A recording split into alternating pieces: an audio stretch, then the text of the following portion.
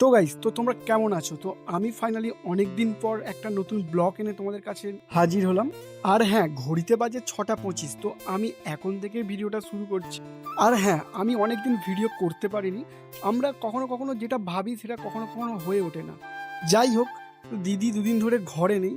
তো আমাকে দিদি ফোন করে বলেছিল যে ভাই তুই একবার ঘরে ঢুকিস আর দেখিস সব কিছু ঠিকঠাক আছে কিনা। তালা খুলে আমি ফাইনালি ঘরে ঢুকে পড়লাম। আর ঘরে ঢুকতেই দেখছি চারিদিকটা অন্ধকার। তো লাইটগুলো আমি জ্বেলে দিলাম। তারপরে হ্যাঁ, আমি যেই কাজটার জন্য আমি দিদির ঘরে ঢুকেছিলাম সেটা হলো, চলো তোমাদেরকে দেখাই। তো ঘরটা প্রথমে অন্ধকার ছিল, এই ঘরটাও লাইটগুলো আমি জ্বেলে নিই। এই বুঝতে পারছিলাম না যে সুইচ কোনটা লাইটের।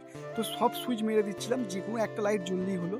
তো লাইটগুলো সব জ্বলে গেছে। আর হ্যাঁ, যেটার জন্য আমি এসেছিলাম দেখে নাও, দিদির এখানে অ্যাকোরিয়ামে না কতগুলো মাছ আছে। আমি এইগুলোকে খেতে দেওয়ার জন্যই এসেছিলাম।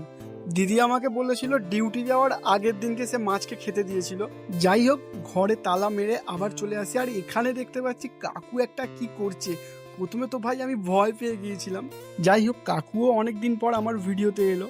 আর যেহেতু ভিডিওটা আমি অনেক দিন পর শুরু করলাম, যাই হোক এখন থেকে চেষ্টা করব নিয়মিত ভিডিও দেবার।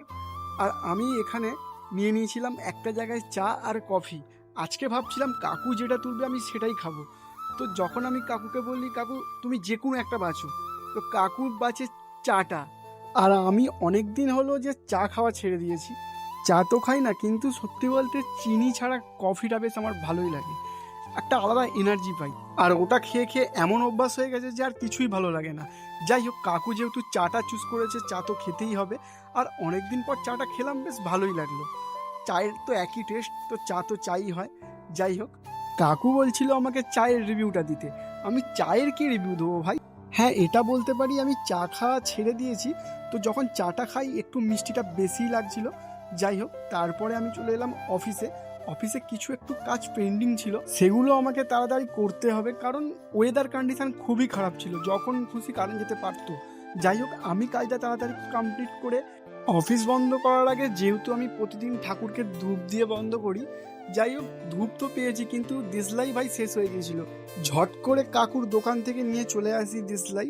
আর একটা কাঠিতেই জ্বালিয়ে ফেলি ধূপগুলো। আমার দেশলাই জ্বালানোটা দেখে যেন কেউ ভেবে ফেলো না যে আমি বিড়ি সিগারেট খাই। তো সত্যি বলতে আমার ওইসবের কোনো নেশা নেই। আর যাই হোক, ঠাকুরকে ধূপটা দিয়ে আমি অফিসটাকে বন্ধ করে দিই, যেহেতু কাজটা আজকের মতো আমার শেষ হয়ে গিয়েছিল। তো যাই হোক, তারপর আমি চলে যাই রুমেতে। আর রুমে আমি একটু বিশ্রাম নিই। তোমরা চ্যানেলটা সাবস্ক্রাইব করো।